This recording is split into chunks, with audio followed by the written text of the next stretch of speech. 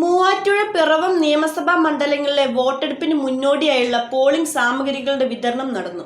Muvattupuzha Nirmala public സ്കൂളിലും Nirmala higher secondary സ്കൂളിലുമാണ് വിതരണം നടത്തിയത്. നാളെ രാവിലെ 7 മണി മുതലാണ് പോളിംഗ് ആരംഭിക്കുന്നത്. പിറവം മൂവാറ്റുപുഴ നിയമസഭാ മണ്ഡലങ്ങളിലെ വോട്ടെടുപ്പിന് മുന്നോടിയായുള്ള പോളിംഗ് സാമഗ്രികളുടെ വിതരണം നടന്നു. Muvattupuzha Nirmala public school, Nirmala higher secondary school എന്നിവിടങ്ങളിലാണ് വിതരണം നടന്നത്.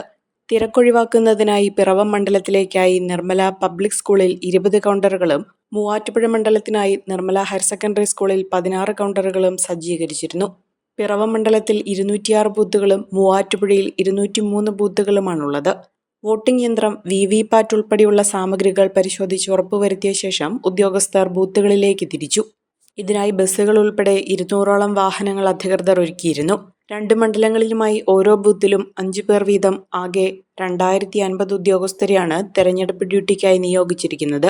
ഓരോ ബൂത്തിന്റെയും പൂർണ്ണ ചുമതലയുള്ള പ്രിസൈഡിംഗ് ഓഫീസർ വോട്ടെടുപ്പ് നിയന്ത്രിക്കുകയും മോക്ക് പോളിംഗ് ഉൾപ്പെടെയുള്ള കാര്യങ്ങൾ നിർവഹിക്കുകയും ചെയ്യും. First polling officer, second polling officer, third polling officer, ഒരു പോളിംഗ് അസിസ്റ്റന്റ് എന്നിവരുൾപ്പെടെയാണ് ഓരോ ബൂത്തിലും ഉണ്ടാകുക.